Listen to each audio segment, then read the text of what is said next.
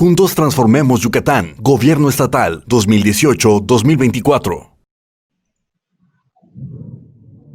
Muy buenas tardes a todos en esta tarde lluviosa, los que nos acompañan el día de hoy en esta mesa panel. Les agradezco mucho que se haya tomado el tiempo de reflexionar sobre este tema tan importante y pues es un tema que de por sí da mucho de qué hablar.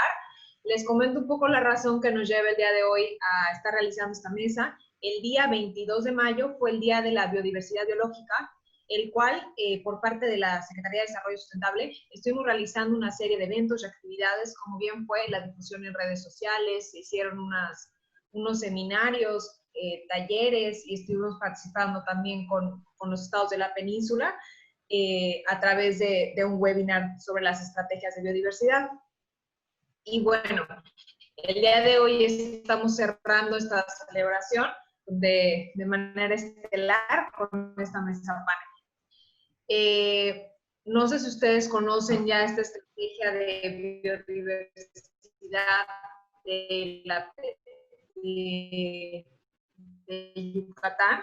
Su nombre completo es Estrategia para la Conservación y el Uso Mejor como Ecusbey. Esta estrategia la pueden consultar en Ecusbey en internet y fácilmente les sale el PDF con la estrategia completa. Si vemos un poquito esa estrategia, vemos que de manera integral se plantea atender el tema de la biodiversidad, y si bien el tema económico es un tema sumamente relevante e importante, y es por eso que el día de hoy lo queríamos abordar. Y sin más preámbulo, agradezco mucho la presencia de nuestros panelistas, el cual estoy muy emocionada por compartir el espacio con ellos, de los cuales quiero decir que de manera personal he aprendido mucho y espero que el día de hoy todos ustedes también aprendan mucho, y tengo el honor de presentar a cada uno de ellos.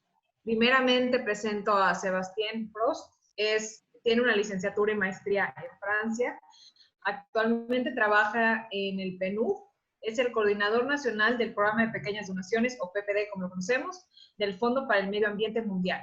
Es especialista en andrajocología y ecotecnias, con una larga experiencia trabajando con comunidades rurales y costeras. Se ha desempeñado en áreas relacionadas con el manejo de la biodiversidad y cambio climático, principalmente en ONGs.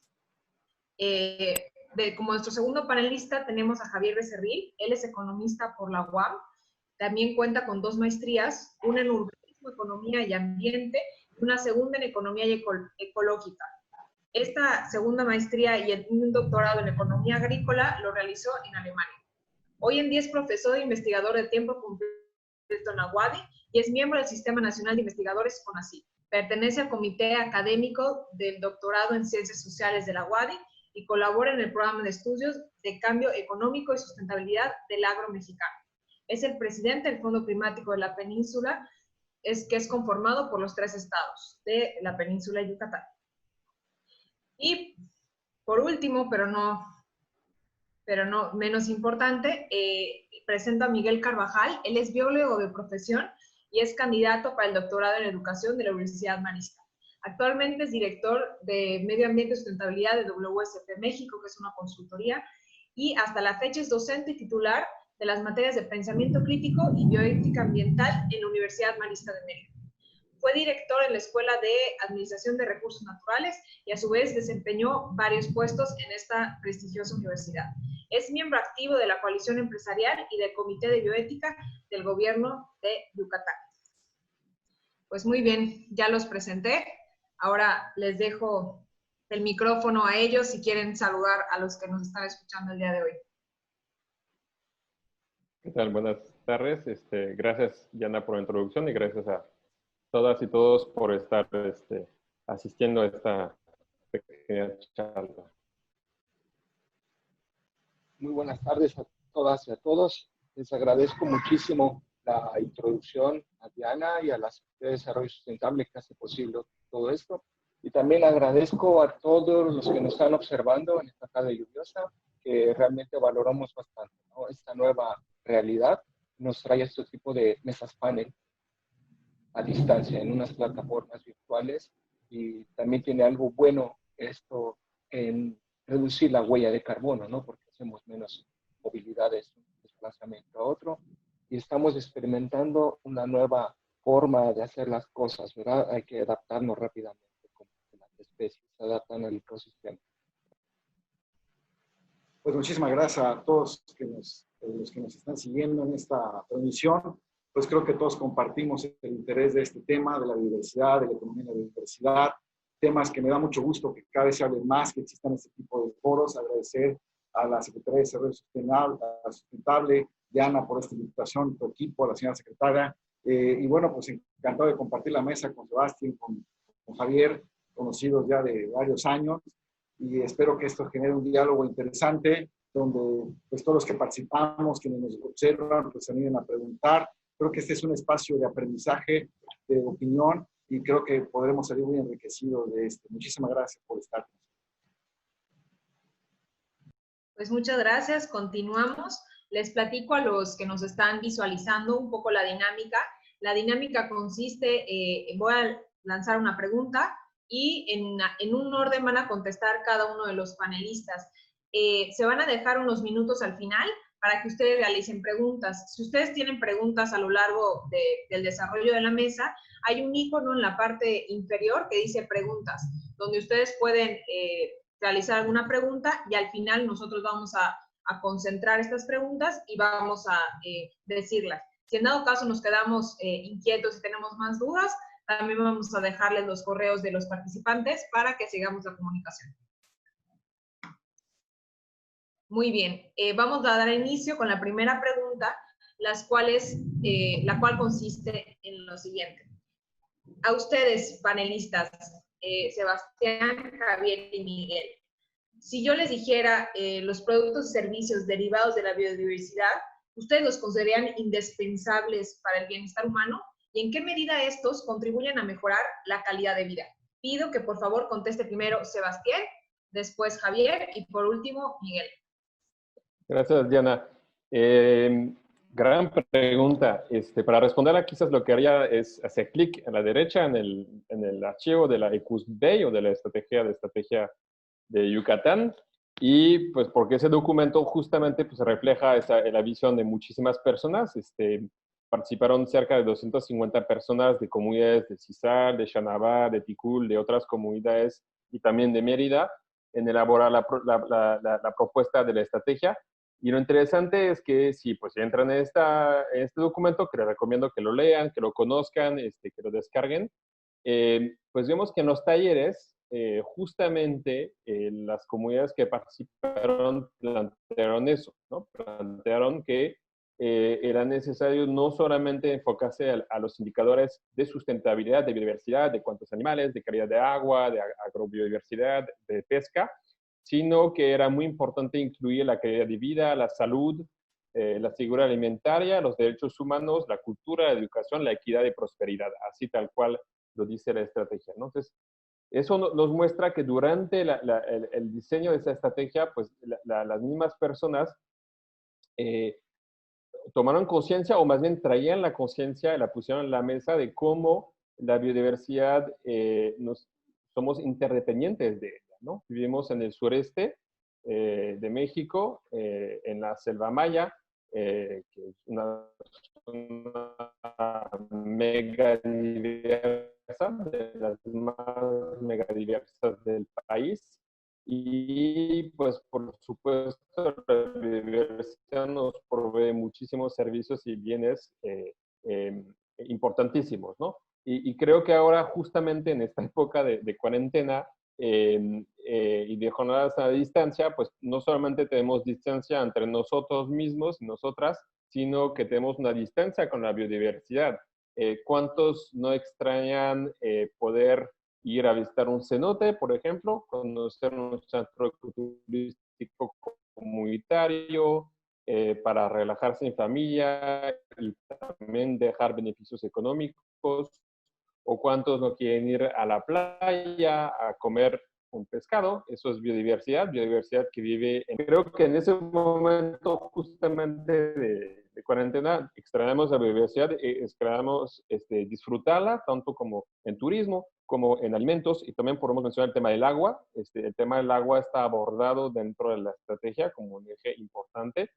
y pues la calidad del agua también depende mucho de la calidad de la selva, ¿no? En la medida que conservamos la selva arriba del manto freático, tendremos más lluvia, como la que tenemos el día de hoy, en esta noche agradable, fresca y lluviosa, pero también la calidad del agua será mucho mejor, ¿no? Y ese pues, es otro servicio esencial que nos trae, en este caso, la selva, ¿no? Entonces, esos son algunos ejemplos de lo que la biodiversidad nos trae como servicio o bienes de forma cotidiana.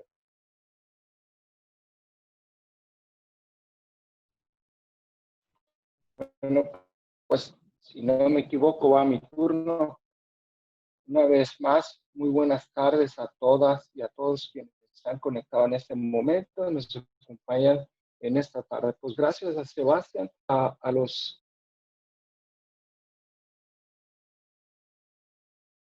biodiversidad, ¿no?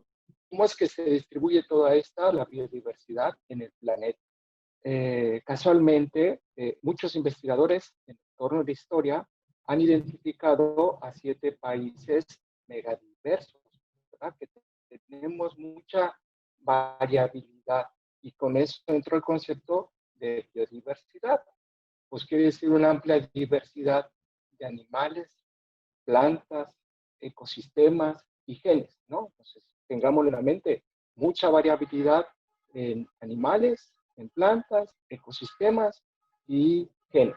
Entonces, México es uno de esos países megadiversos, donde hay mucha diversidad de plantas, de animales y especies. Y la biodiversidad se puede ver a lo largo y ancho de este país.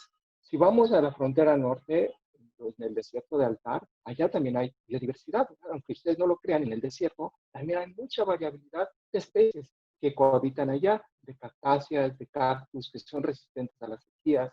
Y si vamos un poco a las sierras, a los costados del país, pues en las sierras, en las alturas, también hay una gran variabilidad de ecosistemas. Podemos tener climas muy fríos como el Nevado de Toluca, la Sierra Norte de Puebla, que es un paisaje muy lindo, los amaneceres, que amanece la neblina así. O ya lo dijo mi colega Sebastián, en el sureste mexicano también tenemos mucha diversidad. Tenemos una de las selvas más bonitas, que es Calakmul, y ahí hay una gran diversidad de plantas. Aquí en el estado de Yucatán, en el sur, para la gente que no es de por acá, pues tenemos una parte bien conservada, ¿verdad? Que se llama el patrimonio biocultural del PUC, donde conforman varios municipios y en la cadena trófica, es decir, de la cadena alimenticia, aún existe el jaguar y si existe esto, muchas especies hacia abajo existen. Y Sebastián también comentó otro, que hacemos uso de esta biodiversidad, que es un componente de la agrobiodiversidad, es decir, la agricultura que proviene de esto. Y somos centro de origen para todos los que nos conocen, o quizás no lo saben, o están haciendo. Hay unidades de centro de origen de el maíz y también de otros cultivos. Pero me voy a referir particularmente del maíz. Y hubo por ahí a un prestigiado biólogo ruso, Nicolás Vavilov, y empezó a identificar cuáles eran esas variedades de locales o endémicas y que estaban en manos de productores. Y de eso los llamaron centros Vavilov. Entonces, México también es uno de esos centros. Entonces, somos parte de un ecosistema, de uno de esos grupos de países, 17 países en el mundo, que son megadiversos. México es un después de las aves que son domesticadas, son los agrobiodiversidad, que son endémicas y hay mucha variabilidad, son los centros de Nicolás Vavilov y México es otra vez uno de ellos. ¿De qué depende la salud de esos ecosistemas? Pues ya lo dijo también Sebastián, ¿no? Pero para que quede bien claro a todos los que nos están escuchando, pues existen identificadas 4 fuentes de servicios ecosistémicos de esa biodiversidad, que son como un componente cultural. Si visitamos la península de Yucatán, vamos a ver que la cultura maya pues tiene muchas creencias y tradiciones, ¿verdad? Creemos en el monte, creemos en las plantas, creemos un Dios que trae la lluvia en este mes de mayo, hay que hacer el chac-chac para cantarle o pedirle al Dios que traiga la lluvia. Entonces está relacionado Adicional al patrimonio, a la biodiversidad, a la agrobiodiversidad, van dos conceptos. Hay otro que se llama el patrimonio biocultural, es decir, los humanos en esa interacción con el ecosistema. Entonces, repito otra vez, los 4 servicios ecosistémicos que existen, pues ya decía que uno es cultural, esa relación hombre-naturaleza, otro es provisión de alimentos, otro es provisión de vestido, ¿verdad? De la misma agricultura, de las plantas, del algodón o de las fibras, podemos tener vestido, una fuente de energía, una fuente de alimentación. Entonces, obviamente, entre más saludables estén estos ecosistemas o esta diversidad biológica, vamos a tener una mejor calidad de vida. Aire limpio, captura de carbono, de todo ese dióxido que sacan las empresas, los automóviles, las quemas, la biomasa lo captura. Una regulación, vemos que puede caer la lluvia, precipita y se van los mantos freáticos. Nos proporciona oxígeno y nos proporciona muchas plantas y animales para podernos alimentar. Hasta aquí mi comentario. Gracias. Bueno, pues ya han dicho prácticamente muchos elementos interesantes. La pregunta tiene 2 componentes. Son importantes los servicios, los productos o servicios derivados de la biodiversidad. ¿Son indispensables o no? Pues simplemente creo que la respuesta contundente tiene que ser un sí. ¿Por qué? Porque regresando a estos 4 servicios, necesitamos el aprovisionamiento de todos los elementos que nos dan las fibras, todo lo que necesitamos y usamos diariamente para nuestro existir, todos los servicios de apoyo que son, que vienen ahí en los diferentes hábitats, ecosistemas, todo el tema del ciclo de nutrientes, la dispersión de las semillas, todos los servicios de regulación que nos ofrece la naturaleza, como son la depuración del agua, este ciclo del agua que estamos viendo, temas como la polinización, que tiene un valor increíble en la industria de los alimentos, como control de plagas, todos los servicios culturales también que se nos ofrecen, tanto recreación, la economía del turismo que depende de esto, tanto inspiración espiritual, etcétera. Yo quiero preguntar si alguien de nosotros no está de acuerdo en que nada de lo que he mencionado es importante e indispensable para nuestra vida. Es como decir que no necesitamos el aire, sería afirmar algo así. Y creo que todos hoy podemos comprender la gran dependencia que tenemos de los sistemas naturales, de la biodiversidad en sus 3 niveles, para poder tener saludable, dependerá también nuestra calidad de vida. Es importante para nuestra calidad de vida, evidentemente lo es, porque con ello tenemos bienes. La pregunta que discutiremos, yo creo que en los siguientes momentos, es ¿por qué si reconocemos o es fácil de reconocer esta gran dependencia que tenemos como especie de la biodiversidad? ¿Por qué no hemos tenido la inteligencia ni la sabiduría de poder cuidarla y preservarla para nuestra existencia? Entonces, ahí creo que ahí se da el gran debate, o más que el debate, sino la gran generación de ideas y opiniones, porque llegamos al absurdo. O sea, yo necesito de algo que estoy destruyendo, que no estoy cuidando, que no lo valoro, que no lo cuido, pero reconozco su importancia. Entonces allá hay un tema que parece un poco contradictorio, que creo que las demás preguntas o lo que viene nos dará alguna pauta, pero evidentemente sí es indispensable. Yo alguna vez comentaba que hoy el cuidado de la naturaleza no es una moda, no es una tendencia, es una condicionante. La naturaleza, la biodiversidad es una condicionante para nuestra existencia. Y en la medida que entendamos esto, que reconozcamos esto, pues tendremos que le daremos el justo valor o el valor que merece la biodiversidad y pondremos la atención suficiente. Pues muchísimas gracias por la participación. Yo creo que todos dijeron cosas claves. Me quedo en que Sebastián desde un inicio dijo ejemplos, o sea, la biodiversidad está en nuestra vida diaria, no solo afuera en la naturaleza, sino en nuestras casas. Nosotros usamos y necesitamos de los recursos naturales, bien como dijo Miguel, dependemos de la biodiversidad, sin biodiversidad no hay vida, y cada uno de nosotros tiene un papel fundamental en estos ciclos naturales, y pues necesitamos que estos ciclos sean de manera saludable y también depende de nosotros. y a su vez, pues la biodiversidad es muy diversa. Tal como mencionó Javier, existen diversidad de ecosistemas y cada uno de ellos presta productos y servicios particulares y tienen una esencia muy especial. Vamos a ir con la segunda pregunta, que es, si tuviéramos que atribuirle un valor a la biodiversidad, ¿cómo lo podríamos hacer? ¿Y qué tan fácil es atribuirle un valor económico?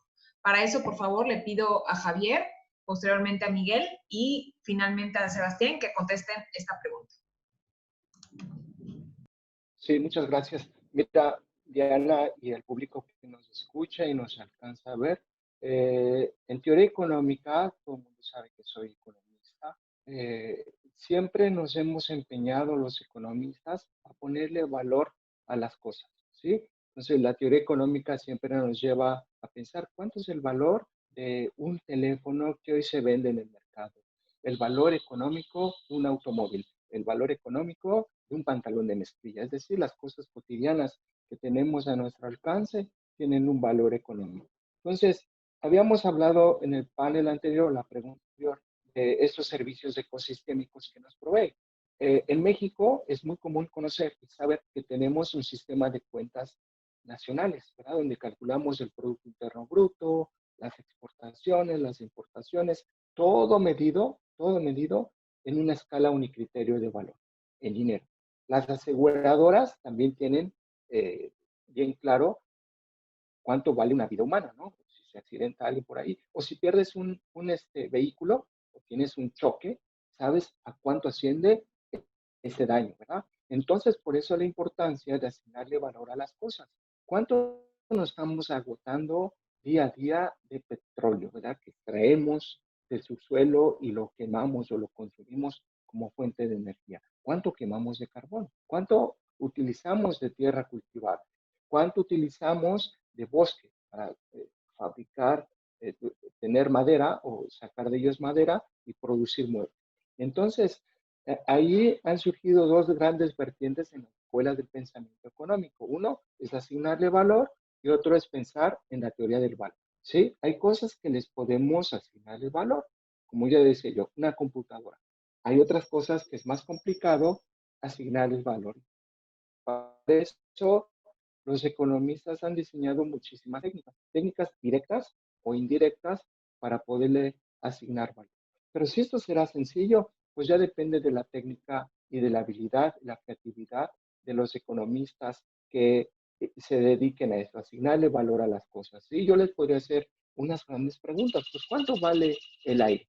¿Cuánto vale la naturaleza? ¿Cuánto vale el cantar de un pájaro? Como ahorita quizás escucharon, están ya los pájaros contentos porque llovió. ¿Cuánto vale el ver a un pájaro península? Es un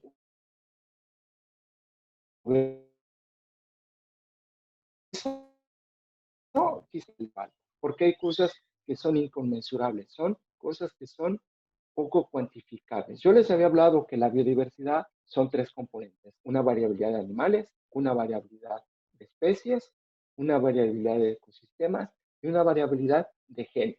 Asignarle un valor a un gen, la teoría económica ha sido prácticamente imposible. También en la pregunta anterior les comenté, les hablé sobre el patrimonio biocultural, sobre esas creencias que tiene el pueblo maya, ¿sí? De las deidades o de los dioses, el que provee la lluvia, el permiso para hacer elaborar una milpa, pues obviamente son incuantificables. Los economistas no han logrado llegar a hacer eso. Entonces, existe una ambivalencia en la economía. Es bueno asignarle valor, en muchas ocasiones sí, porque sabemos cuánto de eso estamos agotando año con año, que se incorpora al valor agregado o a lo que produce una economía. Pero al otro lado puede ser un poco difícil asignarle un valor, porque dices, mira, pues sale muy barato consumir el agua y parece que le estamos mandando una señal a los consumidores, como puede ser en Mérida, que el agua es muy barata, entonces la pueden usar y desperdiciar como ellos quieran, ¿no? Entonces es una ambivalencia. Si la pregunta es, dice, ¿se puede? Sí se puede, pero vamos a tener un unicriterio, asignarle una escala monetaria de valor. Y puede ser que una sociedad rica o pudiente digan, pues vale muy poco el aprovechamiento del agua, como decía hace rato Sebastián. Yo tengo un cenote y lo voy a privatizar y puedo hacer con el cenote lo que yo quiera porque es muy barato, ¿no? Entonces, es un poco contradictorio y difícil. Sí nos hemos puesto a la carrera al trabajo de poderle asignar valores económicos a las cosas. Uno, para saber cuánto estamos agotando. Otro, para poder hacer un análisis costo-beneficio. Ahora que viene un megaproyecto, cualquiera que ustedes digan, de fotovoltaico, energía o de transportación ferroviaria, pues esos cuates van a decir, mira, poner el tren es más rentable que el ecosistema que vamos a agotar por ahí, porque no tiene valor. Son tierras que no son cultivadas, ¿sí? Entonces es un poco una ambivalencia. Y hay cosas que no tienen valor, como las creencias de los pueblos mayas. Hasta aquí mi comentario.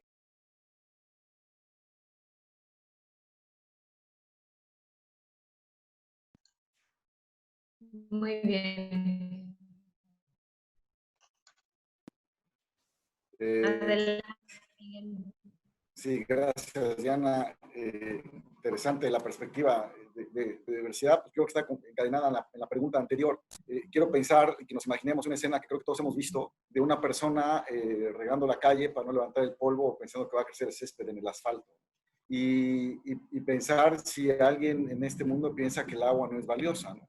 Entonces, ¿por qué ante algo que sabemos y reconocemos como esencial para la vida, existe esta falta de darle el valor que corresponde y se despilfarra bueno, yo no entiendo, perdón, que el valor entonces es algo muy subjetivo. Le damos valor a las cosas en función de que son importantes para nosotros y que concientizamos de ese valor para nosotros. Un amigo económico me decía, aquí hablamos de señal de precio, ¿no? O sea, según la oferta y la demanda, y todos sabemos que el mercado se rige por esta regla de oferta y demanda, algo que hay poco, pero que muchos desean, tiene un altísimo valor, algo que es abundante y que nadie desea, tiene un bajísimo valor. Me pregunto si la naturaleza tiene que jugar este mismo rol, si la vemos como mercancía de mercado, o tenemos que educarnos para verla como un valor mucho mayor a toda esta generación de bienes de mercado. Es decir, si he dicho que la biodiversidad y que los recursos naturales son condicionantes para nuestra existencia, es que el valor tiene que ser altísimo. ¿Cuánto vale un cenote para una comunidad? ¿Cuánto vale un árbol para un empresario? Pues la función de palillos o lápices que puede sacar de ese árbol. Pero a lo mejor la comunidad, ese árbol le da otro valor cultural, espiritual, de un valor de un emprendimiento turístico por la cantidad de aves que se pueden observar en ese árbol. Entonces, le vamos asignando valor a las cosas en función a lo que sentimos que es importante y lo que podemos obtener. Creo que uno de los obstáculos que impiden ponerle valor real a la naturaleza, a la biodiversidad en general, es que nos hemos monetizado demasiado. Y no le damos ese valor que no tiene que ver con dinero, tiene que ver con algo que trasciende a esta estructura económica y que tiene que ver con nuestra supervivencia como especie. Hemos tenido por mucho tiempo una visión antropocentrista donde pensamos que los servicios sobran y que podemos usar de ellos de manera indiscriminada. Y estamos viendo hoy, con esta nueva realidad que tenemos en los últimos años, que los recursos escasean, que podemos ocasionar cambios atmosféricos que atentan con nuestra vida, que hay desastres naturales que han matado a cientos de miles de personas, que las sequías están poniendo en jaque nuestra producción de alimentos, que estamos contaminando nuestros ríos. Y aún estamos empezando apenas a darnos cuenta que estamos perdiendo algo irrecuperable. Entonces, creo que el tema de fondo tiene que ver con educar y ser conscientes de que eso que llamamos recurso no puede ser valorado únicamente desde la economía porque va a competir con otros elementos que pueden valer más o menos en función de dinero. Cuando yo le pongo un valor intangible, pero que lo siento como algo necesario y condicionante, con una importancia tal que de eso depende mi existencia, entonces logro vencer mi barrera de ponerle un valor económico, netamente, y le doy el valor que corresponde. Y creo que esa es la tarea que tenemos que hacer todos los ciudadanos de este mundo, entender a la naturaleza como esa plataforma en la cual si no, no existiríamos. Y que lo interesante es que si la puedo cuidar, entonces la puedo administrar de manera razonable, inteligente, para obtener bienes económicos. La naturaleza está no para hacer un cuadro bonito que observar. Creo que el reto que tenemos es en el valor que le demos a la naturaleza, cómo saber aprovecharla para generar riqueza económica, sí, pero también utilizando los otros servicios que nos dan los ecosistemas. No me quiero extender mucho, hay otras preguntas que creo que van a permitir profundizar y le estoy robando tiempo a Sebastián. Gracias. Gracias, Miguel. No me robas ningún tiempo. ¿Cuál es el valor del tiempo? Preguntaría yo, ¿verdad? Pues yo creo que, o sea, obviamente ya Javier y Miguel plantaron las bases teóricas y conceptuales del valor de la biodiversidad, así que quizás me voy a concentrar en un ejemplo más concreto, ¿no? Javier mencionó que se me entrecortó en ese momento, para mí, no sé si para todos, pero el tema de las tierras que pueden parecerse no productivas, ¿no?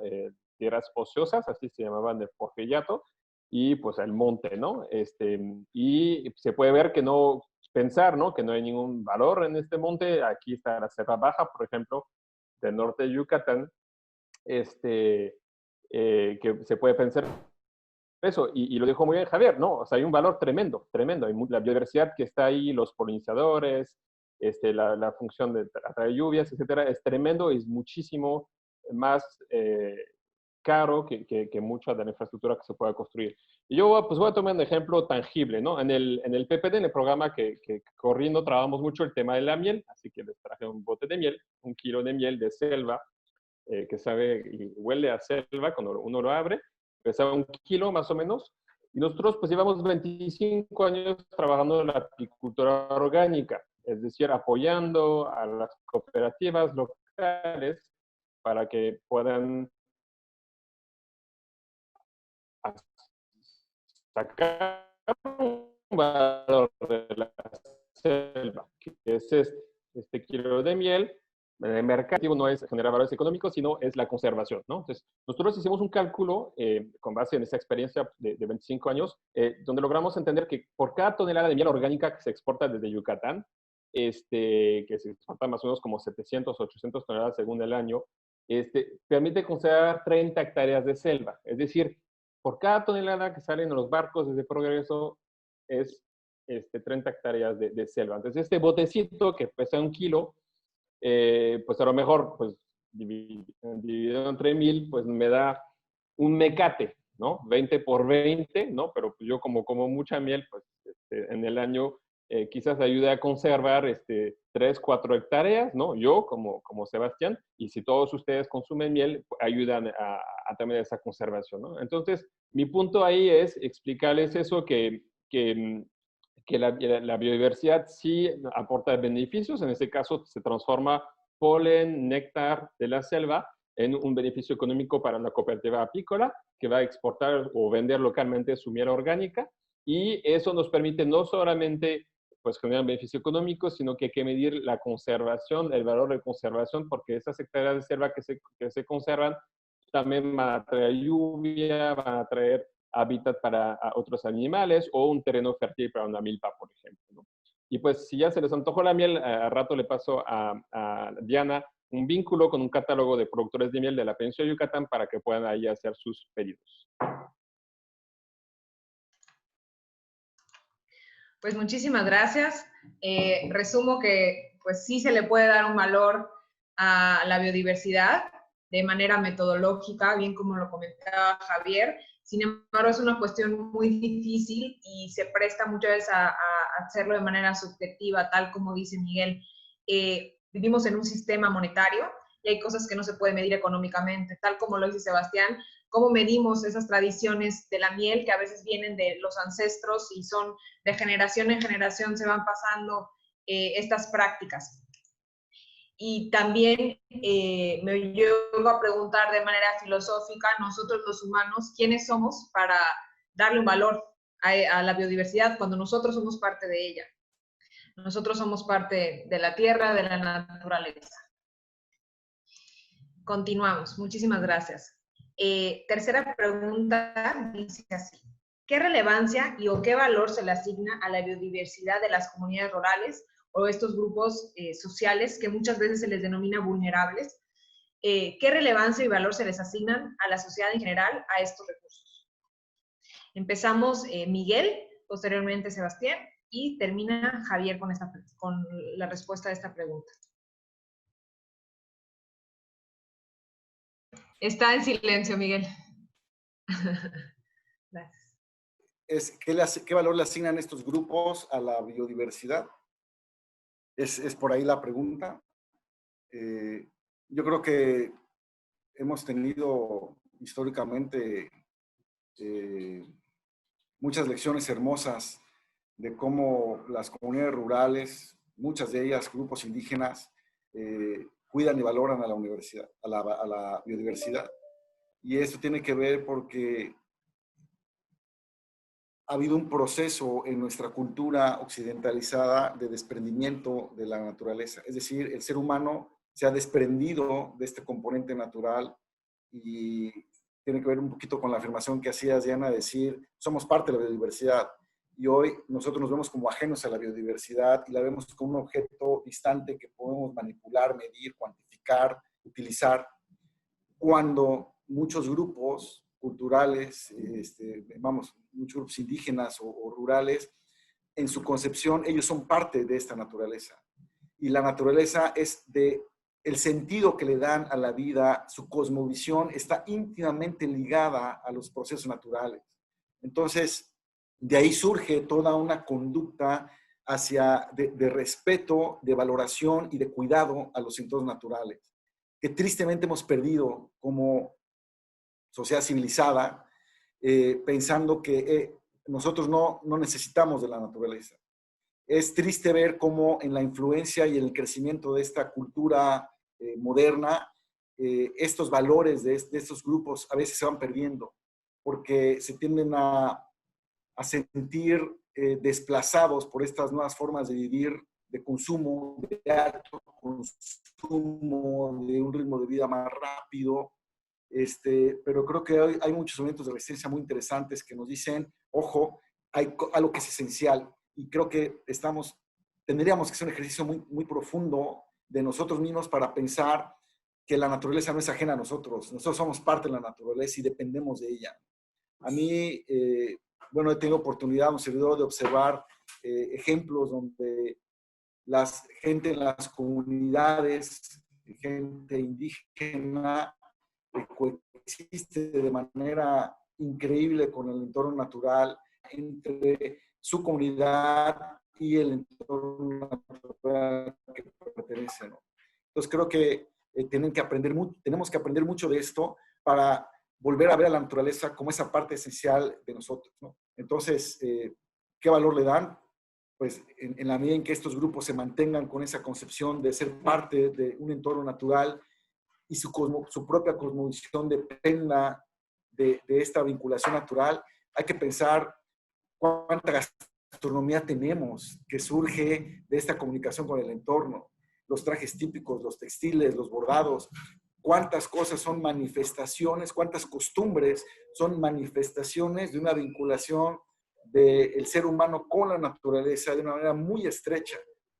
Y conforme esto se va perdiendo, pues se pierden también tradiciones, se pierden también elementos interesantes culturales y pues también, desgraciadamente, devaloramos la naturaleza.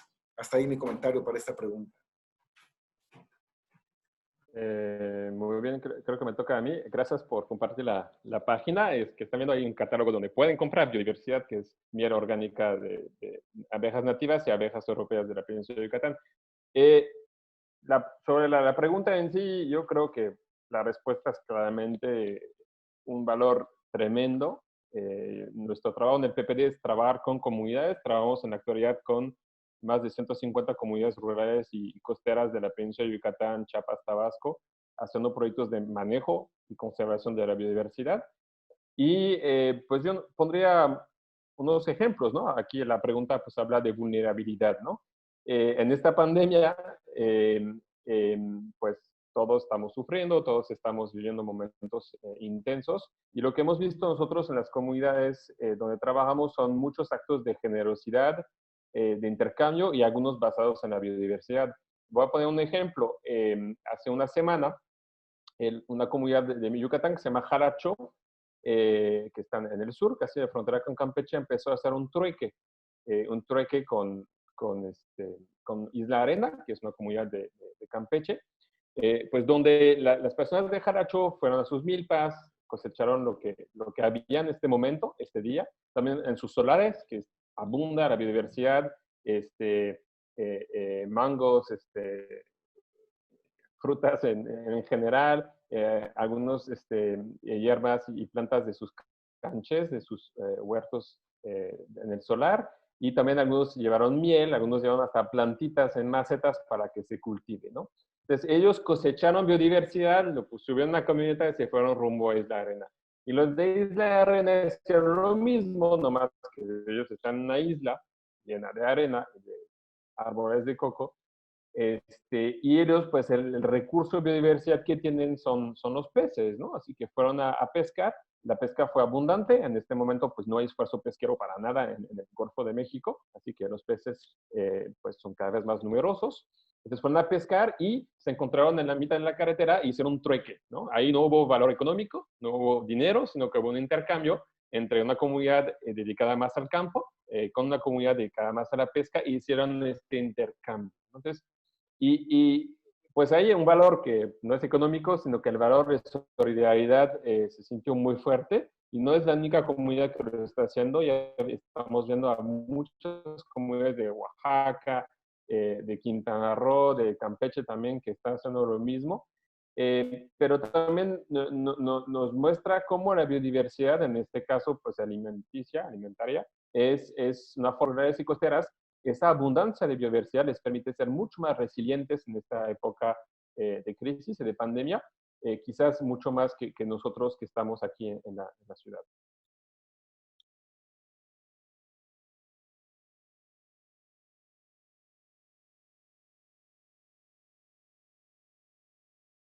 ¿Terminaste? Muy bien, adelante. Sí. Bueno, pues ahora me toca a mí. Pues han dicho ya mucho mis colegas y amigos Sebastián, Miguel, sobre la relevancia y el valor de la relevancia y valor de la biodiversidad. Yo podría poner primeramente como dos grandes visiones que existen, ¿verdad?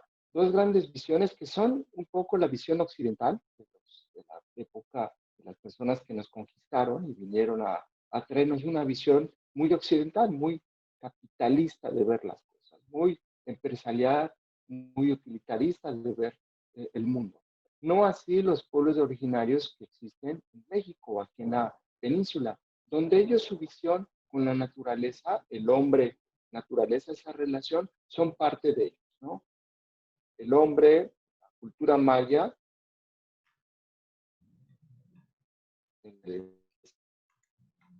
naturaleza, la península o Yucatán, o que nos visita afuera, hay muchas tradiciones. Antes de comer, antes de ir a colectar la apicultura, antes de cosechar miel, antes de cosechar la milpa o de elaborar la milpa o cortar una hoja para comerla, la gente habla con las plantas, ¿no? Hay esa comunicación. Después la visión antropocéntrica, que nos viene mucho de las culturas, quizás religiosas, que nos dicen, mira, eso está ahí para servir. Entonces son dos cosas de ver el mundo muy distintas, ¿sí? Entonces la relevancia y los valores pues son muy diferentes a personas que viven en la ciudad a personas que viven en el campo. Son parte de esa naturaleza, ¿no? Las comunidades originarias, muchas de ellas no tienen esa visión utilitarista de acumulación de capital y de traer y de tener un excedente y ponerlo al mercado, ¿no? Hay una relación y una sinergia, una relación hombre-naturaleza. Dicen, aliméntame tú, que yo te alimentaré después cuando muera, ¿no? Cuando descienda a la tierra, llevaré eso. Ya no una visión en una gran urbe, seguramente ya la relación con la biodiversidad se ha perdido. No saben de dónde viene el agua limpia, cristalina que están bebiendo, quizás no tienen noción de dónde vienen los alimentos limpios, inocuos, a sí mismo uno de nosotros, o la carne, o el pescado. pescado o los mariscos, y todo eso no saben quizás de dónde viene. Aquí es la relevancia e importancia, los valores pues deben de ser altísimos. Creo que debemos de hacer conciencia de ese valor, ¿verdad? Que tiene la biodiversidad, la agrobiodiversidad. Debemos de cuidarla, debemos de procurarla. Ya decía yo en el video, una de las grandes catástrofes de este país, ¿verdad? Porque algo que quizás no tiene valor, una tierra que no es agrícola, que es puro monte por ahí, tiene mayor valor si lo hacemos un fraccionamiento o una unidad habitacional. Entonces, creo que eso han sido las pérdidas de valores, ¿no? No hemos pensado en nuestra cabeza, soy economista, desde luego, y hay muchas teorías del desarrollo, pero ahora empezamos a pensar en el decrecimiento, no en el desarrollo, sino dejar de crecer y cuestionarnos, ¿serán necesarios nuevos aeropuertos? ¿Serán necesarias más habitaciones? ¿Serán necesarios más edificios? Es porque estamos perdiendo valor de esa biodiversidad. Estamos ganando la mancha urbana, ese crecimiento de las ciudades, carreteras, infraestructuras, a esa biodiversidad.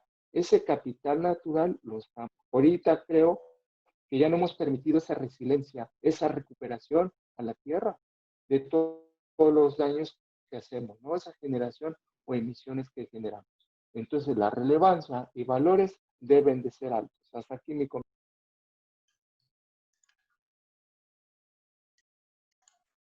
Muy bien, muchísimas gracias.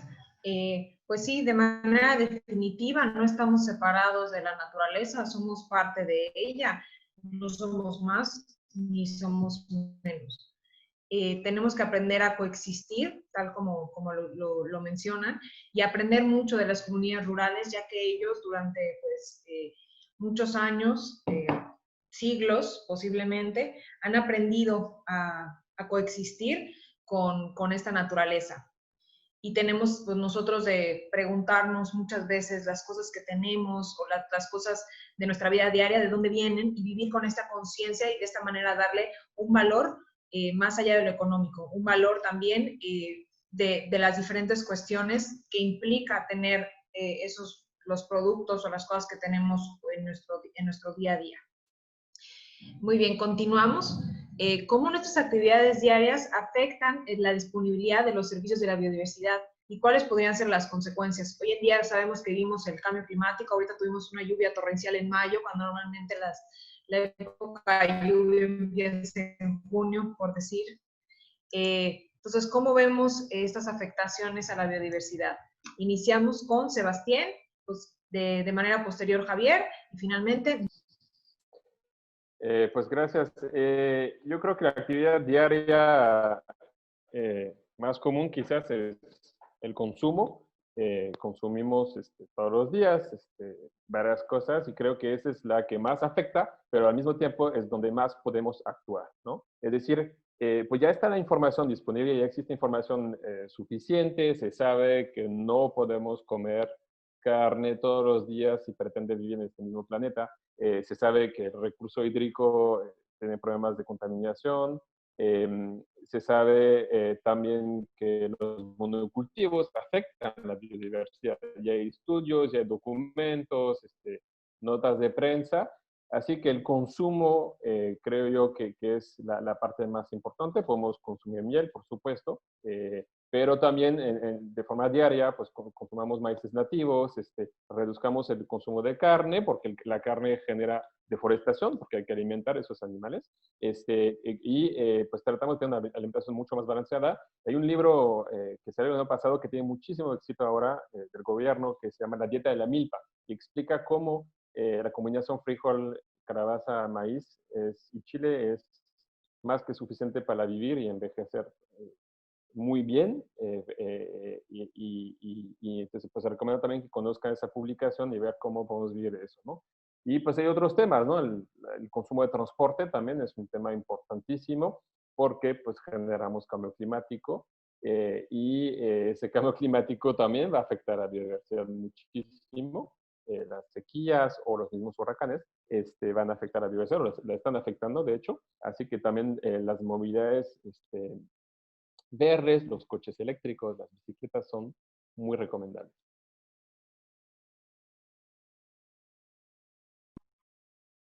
Muchas gracias. Bueno, yo continúo, si Sebastián lo permite. ¿Cómo afectan nuestras actividades cotidianas diarias a la biodiversidad? Mira, en la teoría económica, mucho se ha trabajado en estudiar los consumos endosomáticos y consumos exosomáticos. ¿Qué es un consumo endosomático? Todos los seres humanos, independientemente del color de piel, la sociedad donde viva, el país donde viva, la cultura donde se desenvuelva, tiene que consumir aproximadamente 2.500 kilocalorías al día, ¿verdad? Pero hay quienes obviamente se les pasa un poquito la manita y comen un poco de más, ¿no? Y luego las consecuencias pues, son graves con las pérdidas de peso. Esa es parte del consumo endosomático, lo que cada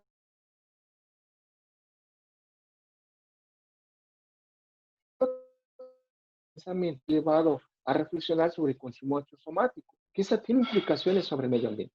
Ese consumo exosomático tiene que ver con eh, todo lo que necesitamos para nuestra reproducción social.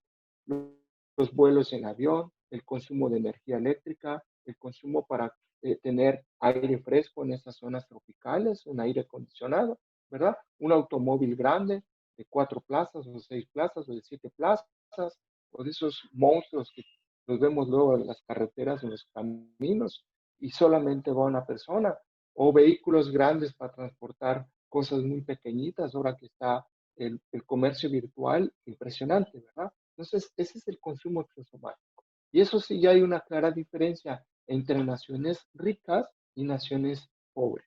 Los viajes en avión, los viajes en barco, las transportaciones. Hoy la globalización nos ha llevado un poco a reflexionar. Tú compras online una pequeña cosa, un componente, y se tiene que trasladar de un continente a otro. Y llega a los 3 días a la puerta de tu casa con un empaque así gigantesco. ¿Sí? Eso nos lleva a pensar entonces, vuelvo a repetir, el consumo alimenticio de cada persona y el consumo de reproducción en nuestras viviendas, ¿no? Aire acondicionado, gasolina, calefacción para resguardarnos del frío. Entonces, creo que estas actividades del día a día nos han llevado dentro de economía, que es un poco los creadores. La Escuela de Pensamiento sobre Economía Verde lleva un poco todas esas iniciativas, ¿no? De pensar tecnología verde, que dañe menos al medio ambiente, tratar de generar lo menos emisión de gases de efecto invernadero. Y hay otra escuela también de pensamiento muy importante, hoy en boga, que es la economía circular. La economía circular tiene en sus principios reciclar muchas cosas, de esos componentes de un teléfono, de una lavadora, de una computadora, de un vehículo, de una plancha, de todas esas cosas que nosotros usamos y cambiamos cotidianamente, tratan de aprovechar al máximo recuperar. Entonces, ahora muchas de esas que están iniciando tratan de tratar de desalojar o desechar lo menos posible al medio ambiente. Sebastián decía, sí tiene que ver con nuestros hábitos de consumo y de desechos, porque desechamos muchísimas cosas. Los plásticos, los PETs, las envolturas, los papeles, los cartones, las pilas, todos esos componentes que tienen ahora estos dispositivos nuevos, ropa, todo lo que quieren ustedes imaginar, el aceite de la cocina, el aceite de los vehículos, o tratar de recuperarlos lo mayor que se pueda, para no tirarlos al medio ambiente, porque si no la capacidad de resiliencia o de recuperación de los ecosistemas se ha rebasado por la capacidad económica. Es decir, nuestros consumos y hábitos de consumo y desalojo, aguas negras, gases de efecto invernadero, todo esto tiene repercusiones en nuestro planeta. Hasta aquí mi comentario. Solamente complementando, porque pues, creo que la respuesta ya está muy, muy completa. Nuestras actividades, quiero pensar en dos, sí en el consumo, que creo que está ya muy trabajado este tema y creo que todos los que nos acompañan estamos conscientes de la importancia de ser consumidores responsables, qué consumo, de dónde viene lo que consumo, realmente necesito esto que voy a consumir, dónde va después de que yo lo he usado, etcétera. Pero creo que también tiene que ver con algo que tocó Javier, que es la economía circular, es decir, no solo es el consumo, sino la manera en que producimos. Y creo que, bueno, no creo, lo que hemos hecho durante décadas es tener un modelo de producción donde simplemente tomo de la naturaleza lo que necesito, obtengo un bien que tiene un cierto uso, que generalmente ese uso es de meses, y después se desecha. Entonces, esta es una línea donde simplemente es una aspiradora que está tomando la naturaleza los recursos necesarios para transformar, producir, etcétera. Y en esta línea se están generando varios subproductos de esta transformación que contaminan el aire, el agua, etcétera, y que al final este producto termina siendo un desecho que viene a hacer más presión sobre el sistema del que dependo para obtener estos recursos. Eso es insostenible y eso nos ha puesto hoy pues, en la gran encrucijada en la que estamos en el 2020 y en la que estamos las generaciones que pisamos este planeta en este momento. Y tenemos que un esfuerzo por empezar a que esa línea, doblarla hasta que llegue a ser circular, y esto requiere ejercicios de ingeniería circular, de cómo dejar de absorber o aspirar recursos de la naturaleza, sino que con lo que tenemos, que esta materia prima esté en un constante ciclo emulando a la naturaleza, que la naturaleza es lo que hace. La naturaleza toma elementos de ella misma para empezar una cadena de procesos donde hay ciclos, donde nada de lo que se desprende en algún punto se desecha, es utilizado en otros nuevos ciclos, y eso es lo que la economía debe empezar a emular. Un sistema donde, una vez obtenido el recurso, trate de mantenerlo la mayor cantidad de veces dentro de un sistema, ¿no? Para evitar tomar más recursos de la naturaleza, pero sobre todo que la línea, el punto final de esta línea, que es el desecho, que desaparezca. Entonces ahí empezamos a hablar de reparar las cosas, de descomponerlas para que sus componentes sean usados en otros componentes, y eso implica un cambio de chip en los empresarios, en las cadenas productivas, en nosotros como consumidores, y creo que si no logramos hacer esto en un tiempo pues ya próximo, pues seguiremos comprometiendo a nuestro sistema natural del que hemos dicho dependemos como para nuestra existencia. Creo que tenemos que volvernos circulares. Nuestra vida también en muchos aspectos es lineal y tenemos que hacerla de esta manera circular, ¿no? Creo que podremos tener un foro extra sobre economía circular, pero esa es la idea y el concepto. Cómo la naturaleza hace las cosas, pues tratarlas de hacer nosotros mismos como parte de esa naturaleza.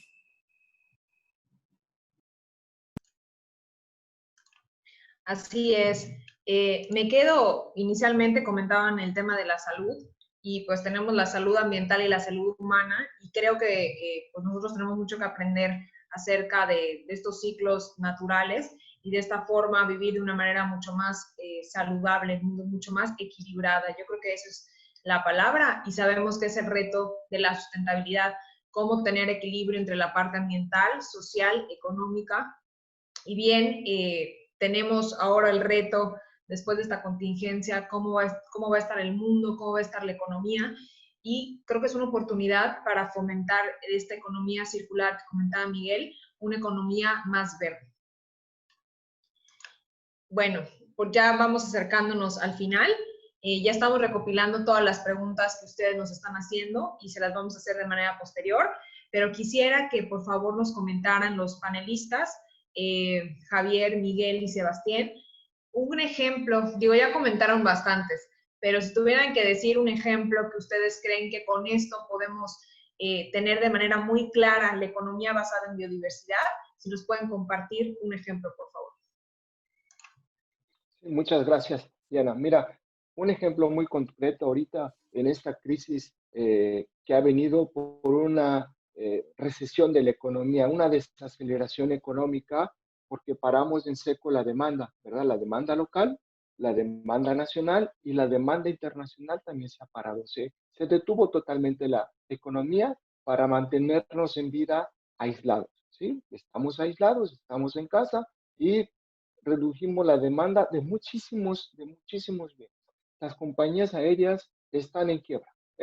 Los hoteleros están igual en quiebra, restauranteros están en quiebra. Mucha gente, desafortunadamente, ha perdido sus fuentes de ingresos. ¿Qué han tenido que hacer? Reconvertirse rápidamente.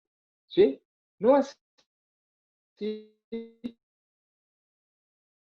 Si vamos por ahí un paseo a las culturas mayas, un ejemplo por excelencia, ya lo he puesto un poco Sebastián Prost.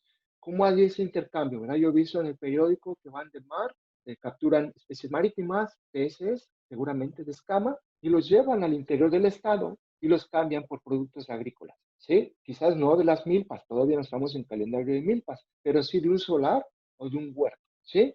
¿Qué les gusta que se coseche de un solar un huerto? Seguramente tomate, seguramente cebollín, cebolla, rábano, berenjena, todos esos productos, puede ser que camote atrás en el patio o cítricos y los cambian por productos, cebolla, cilantro de entrada, de cajón, o quizás unas aves de corral o un cerdo. Entonces esos son ejemplos como ahorita la recuperación económica para unos llamados resiliencia o ese dinamismo de la economía se está viendo ahorita ahí en los pueblos originarios. Me han preguntado varias veces, oye, ¿has visto trueque? Claro, siempre, a lo largo y ancho del país. Hay veces que se habla de la mano vuelta. Ayúdame, Mike, ayúdame, Sebastián, a preparar yo mi milpa. El día de mañana yo voy a ir a ayudar, ¿no? Oye, Sebastián, no tengo semilla para poner maíz. Oye, Mike, no tengo semilla para frijol, para poner en mi milpa. Ellos van y me la van a otorgar. No hay un dinero de por medio.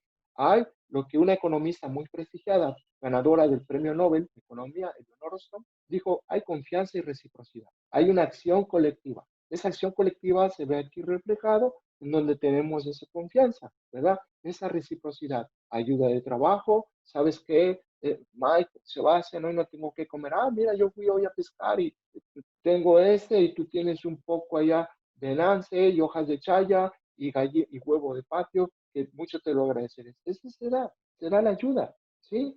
Eso se llama, en teoría, capital social. El capital social son una red grandotota, así como las redes virtuales, ahora Facebook, Twitter, Instagram, WhatsApp, que los chicos tienen. Antes hay otras en las comunidades, que son los parientes, los amigos, los vecinos, y esas redes sociales ahorita están muy activas.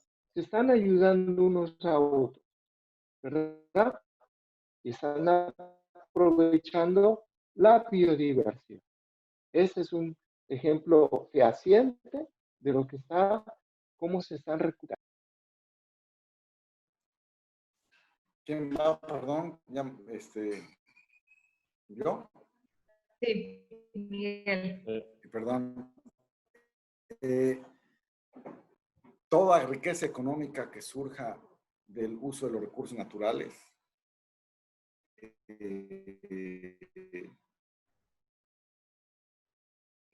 es generada precisamente por esa base. El tema es que puedo tener una economía basada en la biodiversidad, donde yo me acabe el recurso, lo extinga por completo, o pueda tener una economía que sea generada de ese recurso, con tener recurso indefinidamente.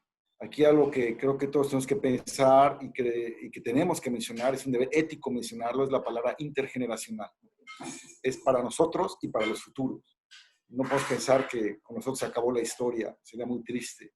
Ejemplos de economía basada en la biodiversidad, pues pienso yo desde una comunidad que se ha organizado para atraer turistas y que disfruten de un cenote, de un tema de senderismo, por ejemplo. Allá la naturaleza ofrece un sinnúmero de atractivos que son explotados de una manera responsable y que genera una derrama económica.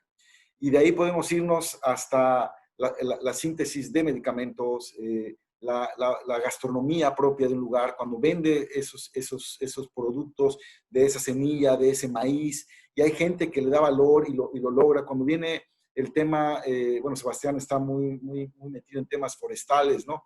Cuando yo adquiero una madera de una cooperativa, de una comunidad que tiene un ordenamiento forestal interesante, un trabajo forestal, y que es madera que está respetando el cuidado de la selva, son ejemplos que nos muestran que es posible generar riqueza económica respetando los ciclos naturales de producción de la misma.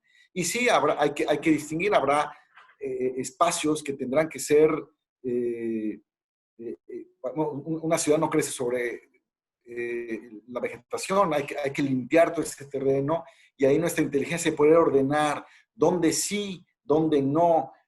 Habrá zonas susceptibles a cierta producción, habrá zonas que no son susceptibles, pero eso es responsabilidad de nosotros el poder ordenar, pero siempre pensando en que los recursos naturales tienen que ser suficientes para quienes somos y para quienes vienen. Y creo que ejemplos de economía basada en la biodiversidad responsable, afortunadamente cada vez hay más.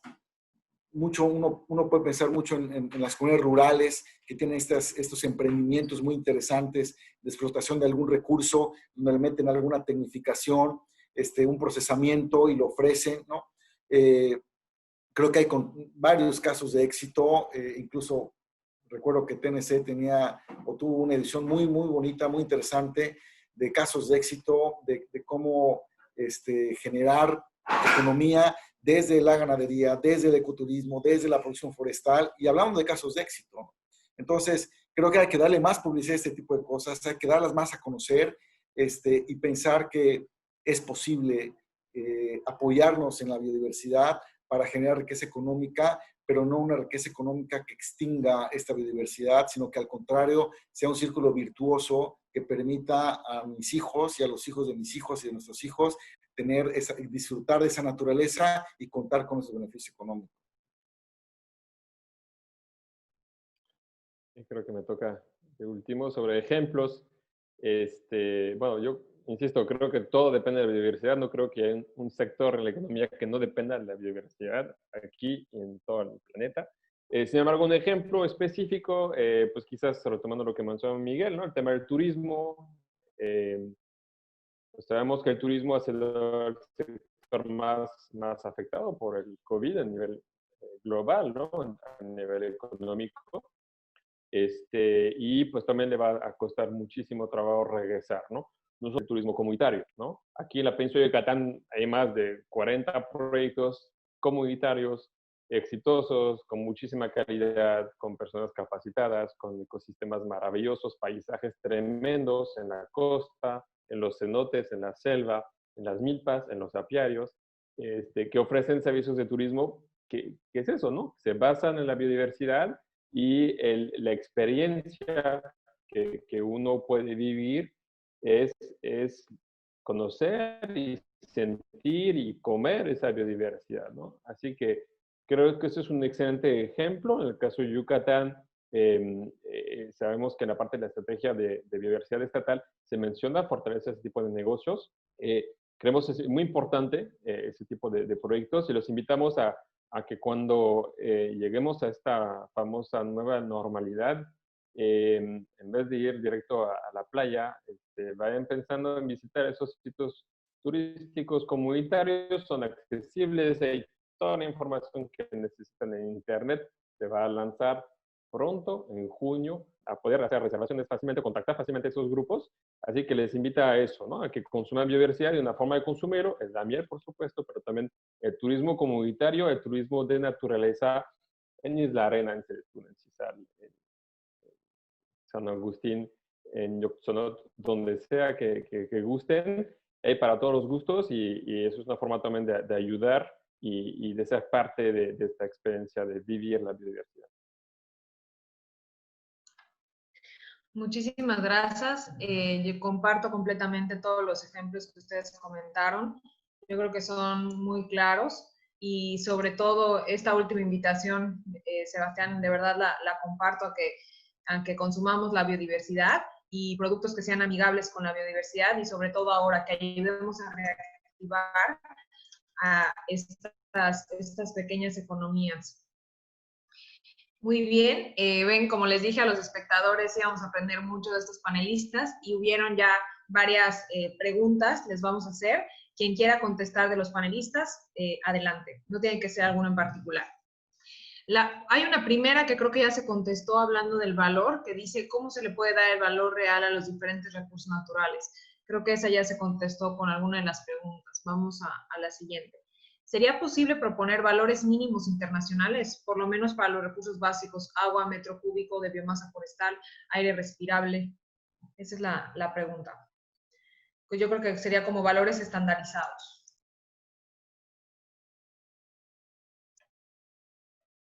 Sí, claro.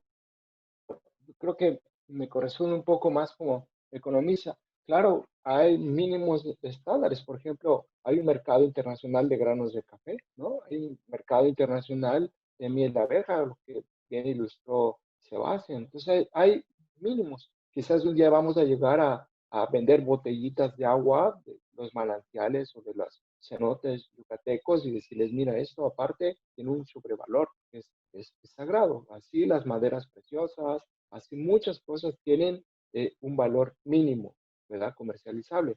Pero valdría la pena recalcar que no es asignarle valor para pensar cómo lo podemos agotar, que es muy barato su agotamiento. Puede ser una señal errónea al mercado, ¿sí? Si no sabemos, necesitamos la señal de valor para saber cuánto estamos agotando. Y en caso de pérdida, ¿cuánto es lo que perdimos? ¿No?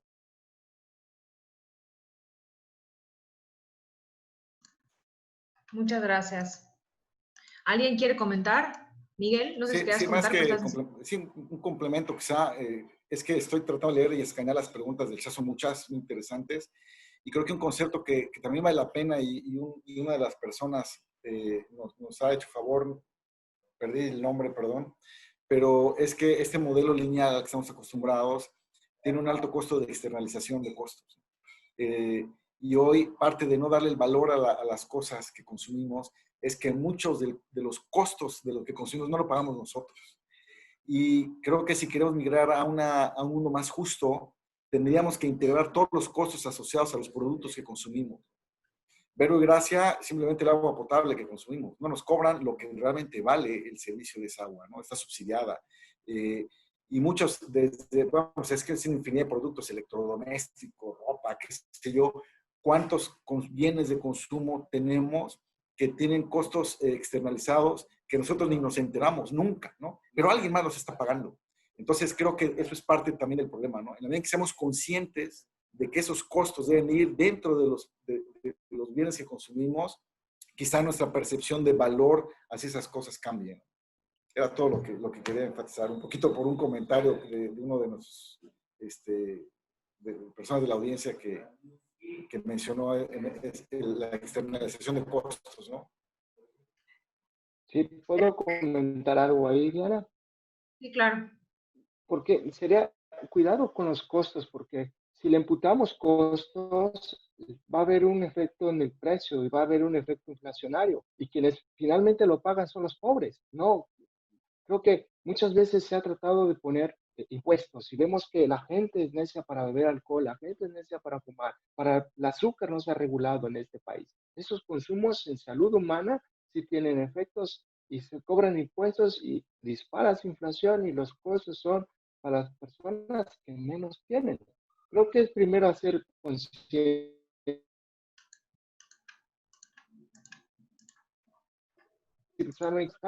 Efecto invernadero, ¿no? Es la mayor externalidad ambiental negativa es el cambio climático. Entonces creo que tenemos que mitigar los gases de efecto invernadero. Primero. Segundo, ¿cómo? Reforestando. Que toda la gente plante árboles.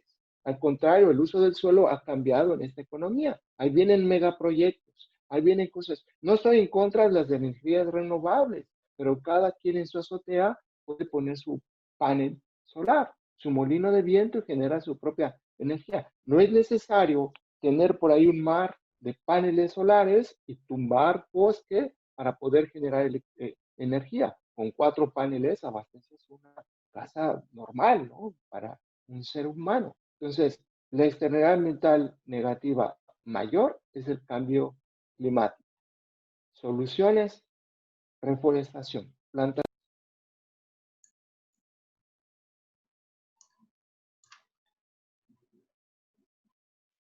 Muy bien. Así es. Muchísimas gracias a Miguel y a Javier por contestar.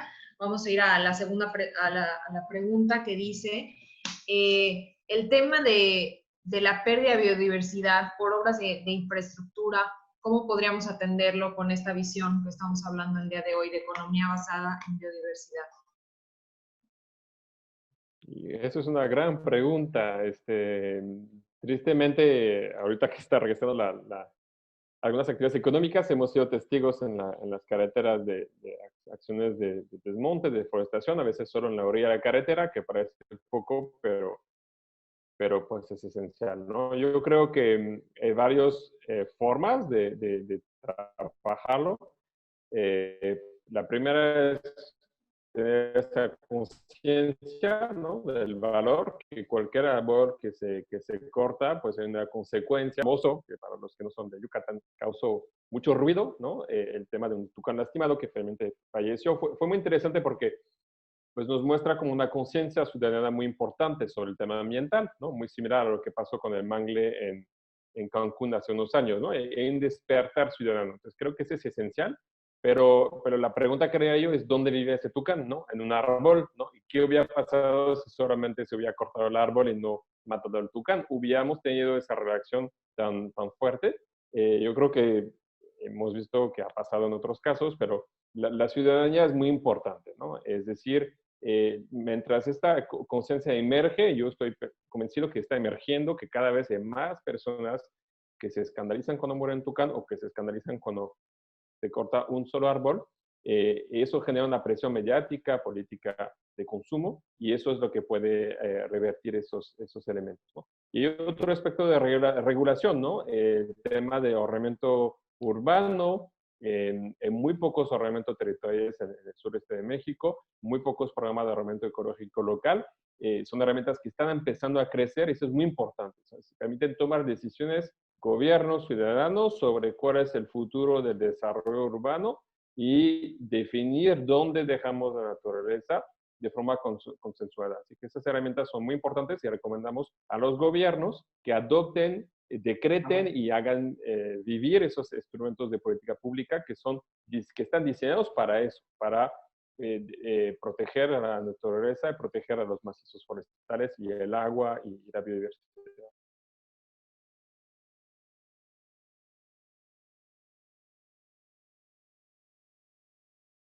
Muy bien, no sé si alguien más quiera comentar.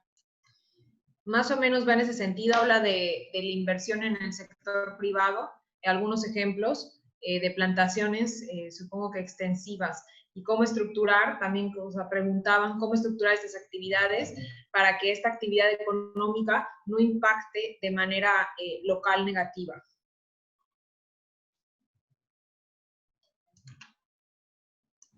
Creo que Sebastián ha mencionado algo muy, muy importante, ¿no?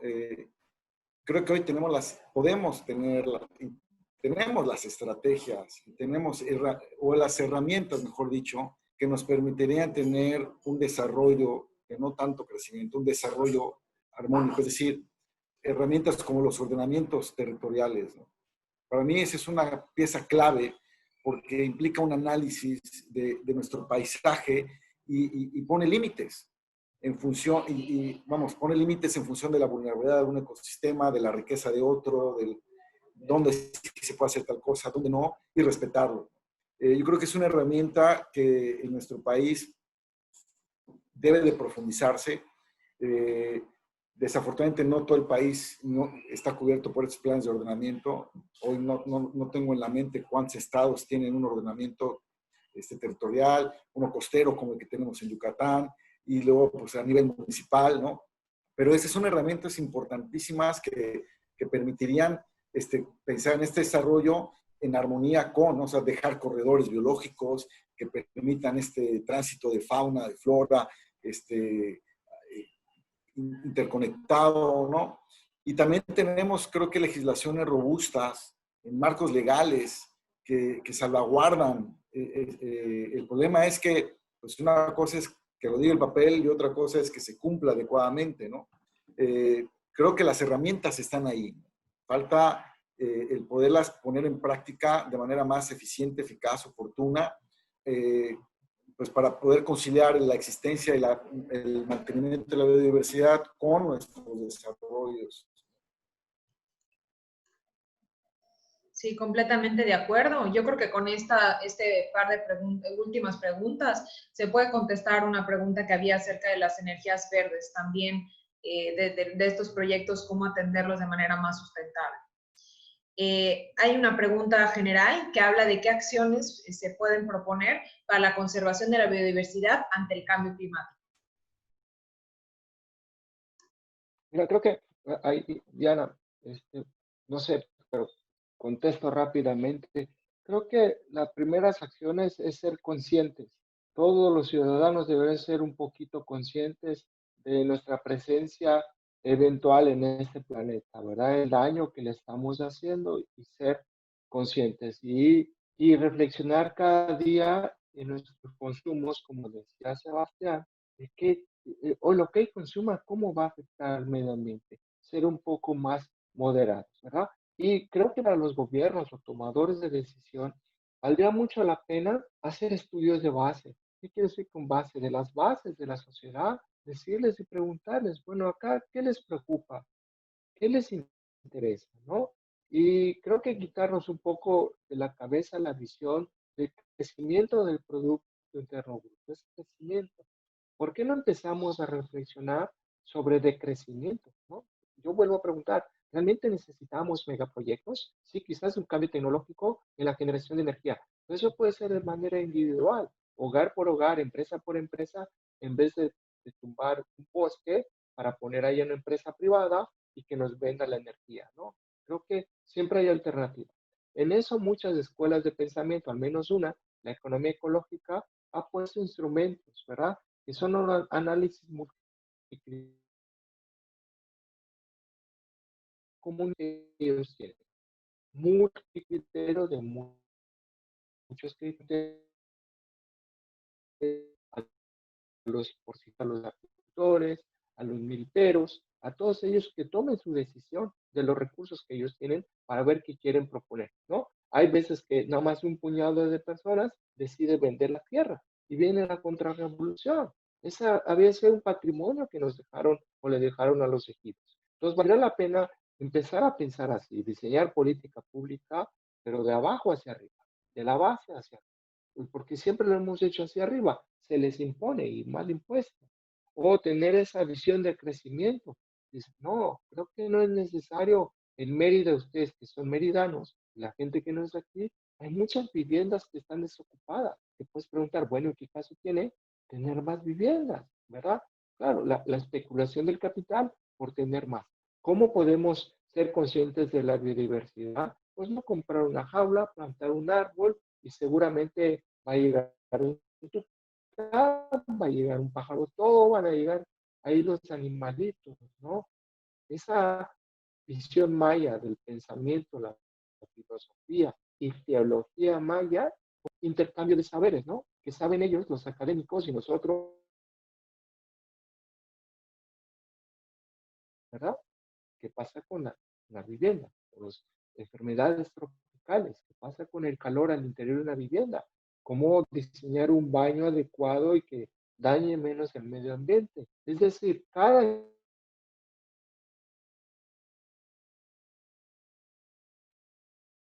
a explorar la biodiversidad.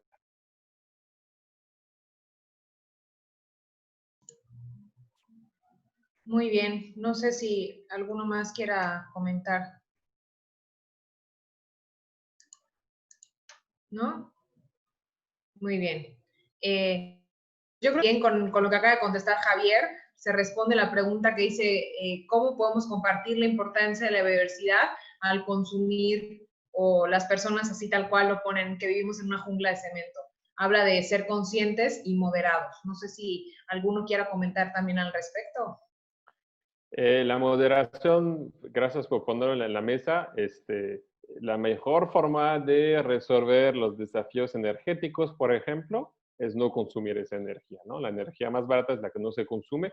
Reducir el consumo es esencial para poder lograr frenar la degradación de la biodiversidad y el cambio climático, ¿no? Entonces, podemos tomar el ejemplo de los paneles solares. Es muy importante cuando uno quiere unos paneles, es primero ver cuánto puedo reducir mi consumo, qué necesito realmente en mi casa prendido todo el día, ¿cómo puedo usar técnicas o cambiar de tecnologías para reducir mi consumo? Y ya con el consumo reducido, comprar los paneles que son necesarios. Y ahí pues, se va a sorprender uno cómo se abarata el costo de la energía solar, por ejemplo, si lo vemos con un consumo reducido, ¿no? Entonces, así que esa parte de la moderación, creo que lo dijo Javier también en algún momento, ¿no? En estos momentos de cuarentena estamos viviendo pues de pocas cosas finalmente, ¿no? Y nos damos cuenta que lo podemos hacer, ¿no? Entonces, insisto, el consumo pueden incidir muchísimo a través de su consumo en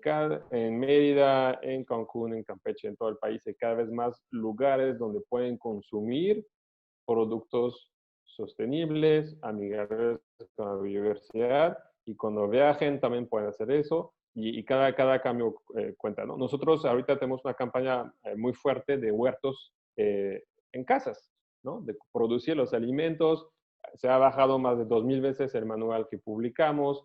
Nos llegan todos los días imágenes de personas diciendo, pues yo no, hace años que no hago huerto, ahora tengo un huerto nuevo, que tengo tiempo, y también porque estoy consciente del valor de la comida, pues porque estoy en mi casa todo el día, ¿no?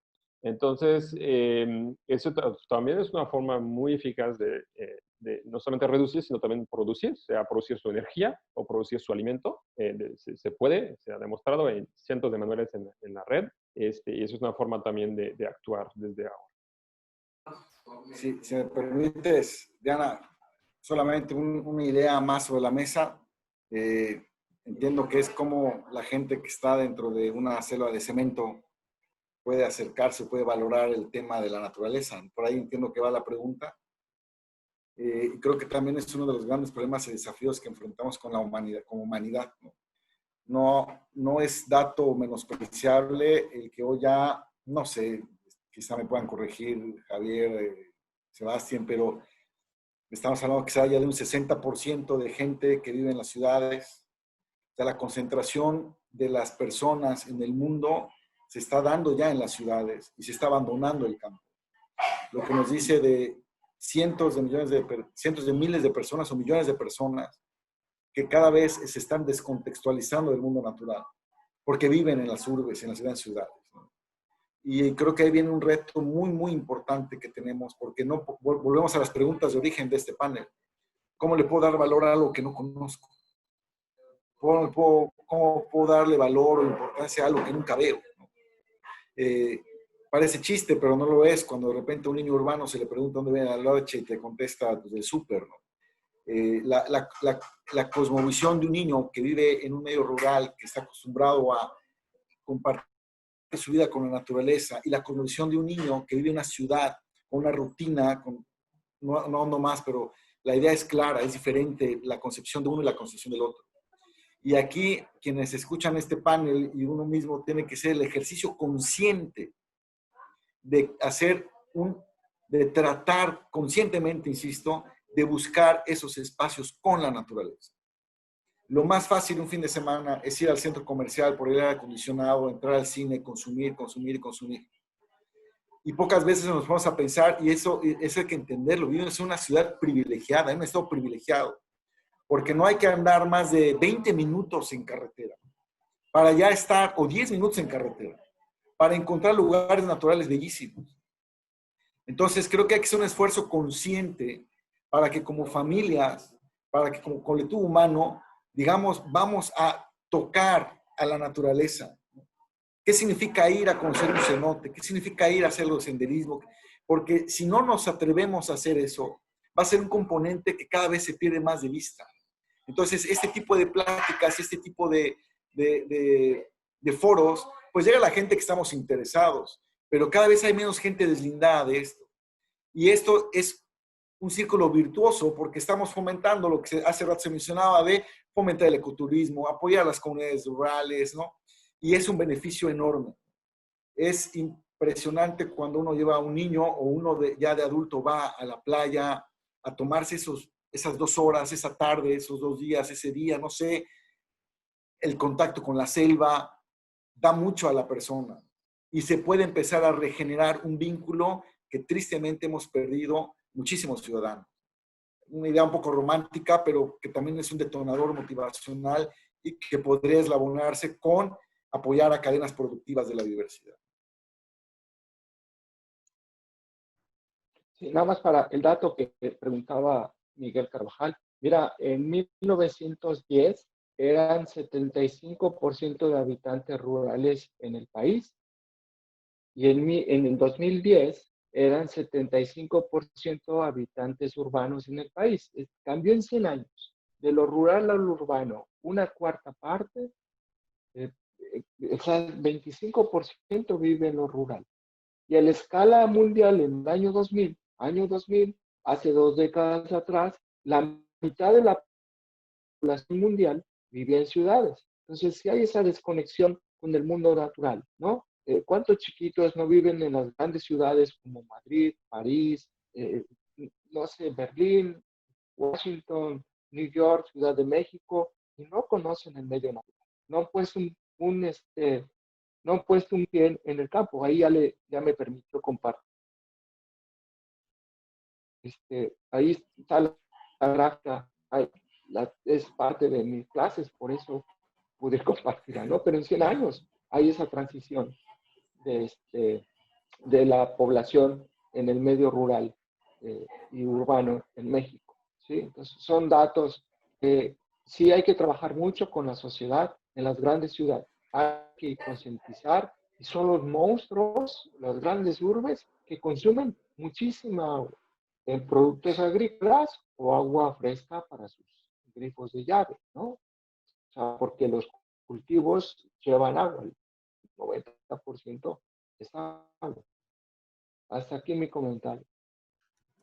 Muchas gracias. Aquí creo que se tocaron varios temas importantes, el tema, por ejemplo, del autoconsumo, trabajar esas oportunidades de estos productos y servicios de la biodiversidad, trabajar en el tema de la cercanía y la proximidad, es algo sumamente importante, y nosotros, nuestros cercanos, nuestras familias, los seres humanos en general, tenemos que aprender a ser más reflexivos. Yo creo que esta contingencia nos llevó a ser mucho más analistas de lo que estamos haciendo y qué está pasando. Vivíamos en automático el día a día y nos llevó a tener una pausa. Yo creo que esta pausa puede ser una oportunidad de abrir los ojos, de abrir la conciencia y preguntarnos este tipo de cosas y esas cuestiones de las que estamos platicando el día de hoy. Hay una pregunta específicamente para Sebastián que habla del PPD. Dice de que desde el PPD, ¿cuál sería la visión futura de PNUD para fortalecer la economía a pequeña escala y su relación con la biodiversidad? Más que futuro es presente. Nuestro trabajo es a comunidades locales que estén organizadas en cooperativa, en SPRs, en cualquier grupo productivo, para hacer la transición de prácticas iniciales a prácticas más sustentables, ¿no? Así que pues eso es lo que estamos haciendo. Yo les invito a que visiten nuestra página web, ahí hay un montón de experiencias, como las que mencionó Miguel. Así que pues eso estamos haciendo, ¿no? Básicamente financiando a comunidades, pero insisto, pues una cosa es financiar esas comunidades, otra cosa es que los proyectos sean exitosos, y para que sean exitosos es muy importante que como consumidores, como ciudadanos, nos acercamos a esos procesos y los disfrutemos, ¿no? Entonces esa es la respuesta corta, y la larga pues está en la página web del PPD. Perfecto, muy bien. Preguntaban también de parte de la Secretaría de Desarrollo Sustentable qué estamos haciendo. Me atrevo a decir que pues la ECUSBEI es la base. Nosotros ahí pues pueden consultarlo, y les podemos decir que estamos trabajando con diferentes sectores, con diferentes secretarías, para hacer el tema de la biodiversidad un tema transversal, que se toque pues desde el sector salud, en cultura, en el tema agrícola, en el tema pesquero. Entonces está trabajando de esa manera, y próximamente vamos a instalar un observatorio de biodiversidad donde se le va a dar seguimiento a la estrategia. Por último, para terminar, hablamos del tema de economía circular. También se tocaban conceptos como el tema del trueque, inclusive aquí hablaban de tener una moneda alterna. Bueno, retomando el tema de la economía circular, primeramente piden bibliografía, me atrevo a decir a la persona que lo solicitó que mejor le escriba, yo creo que a los panelistas, porque seguramente, tal vez ahorita no lo tienen a la mano, pero seguramente lo pueden tener artículos e información. Entonces me iría a la última pregunta que habla, ¿qué tan importante es el papel del gobierno y de los políticos en el tema de la economía circular? ¿Cómo se podría, digamos, cambiar este sistema capitalista hacia una economía circular? Hablaba, por ejemplo, Javier, de ir de la base hacia arriba. Yo creo que eso es un muy buen ejemplo y los invito una vez más a comentar este último punto para finalizar. Brevemente, yo le recomendaría a todas las personas que quieran aprender de economía circular una aproximación inicial, la Fundación Ellen MacArthur, la página web Ellen MacArthur. Pues ellos tienen ya muy avanzado el tema, hay cursos, infografías, literatura muy accesible para que puedan iniciar en ese tema. Sobre la segunda pregunta, pues el papel es fundamental de los gobiernos, ¿no? Yo creo que afortunadamente las tendencias que estamos viendo en las empresas las van a ir orillando poco a poco a hacer procesos de economía circular, ¿no? Porque también es un beneficio económico de la empresa. Y hoy una empresa necesita garantizar su subsistencia en el tiempo, en un contexto y en un escenario de muchísima inestabilidad e incertidumbre. Los recursos cada vez van a ser más escasos. Hay una presión social sobre el tema de la contaminación, sobre el tema de cómo se vincula con las sociedades. Las cadenas de valor, las cadenas comerciales, las empresas buscan un tema de reputación. Hay auditorías cada vez más estrictas a las empresas para que sean socialmente responsables, para que cuiden los recursos naturales. O sea, hay una tendencia que está empujando fuerte y cada vez más fuerte para que las empresas tengan estos aspectos. Hoy, una empresa que no esté pensando en la sustentabilidad, en cuidar la dimensión económica, social y ambiental, es una empresa destinada a desaparecer. Es una empresa destinada al fracaso. Y un componente importantísimo de esta visión es tener ciclos circulares, o sea, tener economía circular en sus procesos. Entonces, creo que va para allá. Creo que los gobiernos han encontrado también la utilidad de esto. Podría decir que hay políticas que empujan también a esto y es un ganar por donde quiera uno verles, ¿no? Porque la escasez de recursos cada vez va a ser mayor, porque nos va a dar estabilidad, porque nos va a dar, incluso nos va a representar ahorros como empresa. Entonces creo que esto, sumado a la presión y a las tendencias mundiales, vamos a ver cambios muy interesantes en las próximas 2 décadas, a mi parecer. Muy bien, yo quizás sobre el tema de los políticos, mi opinión es que en México existe ya un marco legal bastante robusto. Realmente, si uno lee la ley GEPA, las leyes forestales, hasta la ley de desarrollo rural sustentable o la ley de desarrollo urbano, está todo ya escrito y publicado. El gran desafío es la implementación. Es decir, a nivel de marco legal hay, a nivel de implementación falta muchísimo. Entonces, creo que eso es muy importante que lo consideremos. Hay instrumentos de planeación que a veces pueden parecer pues, que toman mucho tiempo, que son muy costosos, pero pues permiten evitar muchísimos problemas, como los programas de ahorramiento ecológico local, que permiten prevenir conflictos, ¿no? Ambientales en este caso. Así que, pues la recomendación como ciudadanos es, bueno, primero votar pensando en el tema ambiental siempre, eso es muy importante. Y segundo, pues acercarse a esas leyes y trabajar en conjunto. Se puede ser haciendo litigios estratégicos o puede ser pues acercándose a las autoridades locales para implementar esos instrumentos legales y también denunciar. ¿Cuántos conocen la página de Profepa para denunciar? ¿Cuántos han hecho reportes? La misma SDS tiene un esquema muy sencillo de reporte ciudadano y responden a esos reportes. Y las puertas de CDS pues siempre están abiertas para este tipo de cosas, por lo que he visto, ¿no? Así que pues no duden, ¿no? Si son testigos, si ven algo, pues en acercarse a las autoridades y denunciar. Eso es lo que podemos hacer como ciudadanos, es muy importante.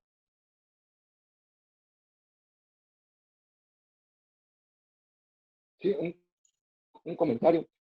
Bueno, acerca del papel de los políticos, pues afortunadamente en este país hay un mosaico multicolor, pero hay políticos en que van dirección contraria.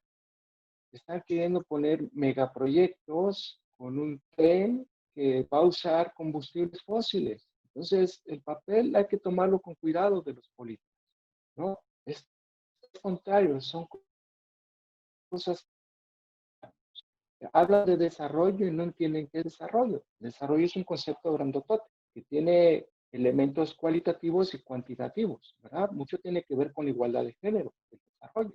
Mucho tiene que ver con la desigualdad, ¿verdad? Cuando en Mérida vemos transportarse a los trabajadores, a la clase trabajadora, en vehículos de carga, y uno dice, necesitamos un tren de alta velocidad, entonces hay que ir con cuidado con el tema de los políticos. Yo a todos los jóvenes mejor los exhortaría a pensar en temas en ser responsables con la biodiversidad. A ustedes jóvenes les va a tocar vivir muy pronto el 2050, cuando vamos a lograr en este planeta, ahorita somos 7.500 millones de habitantes. En el año 50 vamos a ser un poco más de 9.000 millones de habitantes. Y todos van a querer vivir con este confort, ¿verdad? Entonces, confort humano está muy relacionado a conservar biodiversidad, ¿verdad? Que lo aprendimos. Después, temas de economía circular. Si ustedes son emprendedores, quieren echar un negocio, andar un negocio, piensen en esos temas. Yo soy profe de la Facultad de Economía, me pueden googlear y lo que necesiten, las puertas de la Universidad Autónoma, Pública, laica y republicana están abiertas para todos ustedes. ¿Sí? ¿Qué es lo que queremos en la universidad? Que vayan cada vez más estudiantes y pregunten por cosas, ¿no? No anden por ahí bajándose fake news, estén mal desorientados. Javier Becerril, me googlean y estoy en la Facultad de Economía. Ya hay ejemplos de economía circular, sí, los hay. En las oficinas de nuestra universidad, por ejemplo, existe una sola impresora. Antes había cada profe quería tener su impresora y era un consumo de papel, energía impresionante. Hoy la empresa lleva la impresora, ellos se encargan de estarla actualizando, ¿verdad? Hay una dotación de impresiones por profesor. Si tienes que explicar por qué vas a imprimir más de esa. Entonces, esos son ejemplos claros de economías circulares. La empresa se encarga de llevarte la máquina impresora, ellos la van actualizando, si se hace obsoleta, ellos retiran esa de tu empresa, tu negocio, y te ponen una nueva. Ellos se encargan de la tinta, del papel, ellos ven todo, ¿sí? Ellos reciclan. Así como esto, muchas empresas y ustedes jóvenes, emprendedores, llámense emprendedores verdes, emprendedores ambientales, emprendedores circulares, como quieran llamarse, y promuevan. Saquen su espíritu, echen a andar sus ideas. Y si una idea es muy buena, es como el Valle del Silicón, ahí esos chiles están, pero en la punta. ¿Y por qué no están? En esta economía, en esta cultura donde crearon el cero, donde estudiaron los astros. Son chicos muy capaces.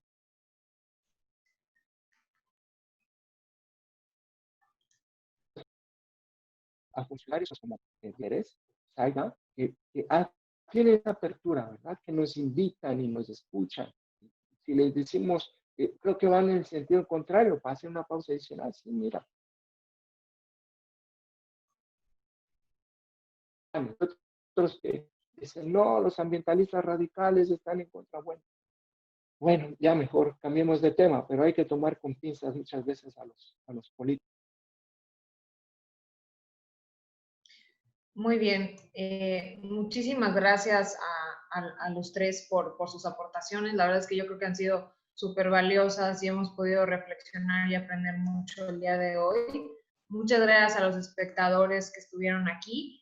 Les dejamos también el vínculo para, bueno, cómo estamos en redes sociales por parte de la Secretaría también para continuar la comunicación, si me hacen favor de proyectarlo. Y ahí nos comentaban también cómo nos podemos involucrar. Y ahí ponemos las actividades como los voluntariados que hacemos. También, pues, Sebastián, se compartieron la página de PPD donde pueden consultar los productos amigables con la biodiversidad que podemos acceder de manera local.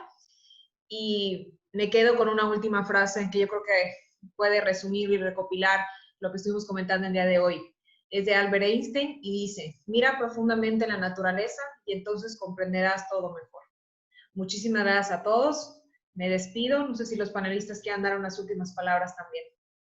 Muchísimas gracias. Muchas gracias, Diana, por la maravillosa facilitación del panel. Y gracias a todos y todas por su escucha. Pues agradecer la oportunidad y el placer de ver a dos grandes amigos, Sebastián, Javier, y contigo, Diana, por supuesto. Gracias por la invitación.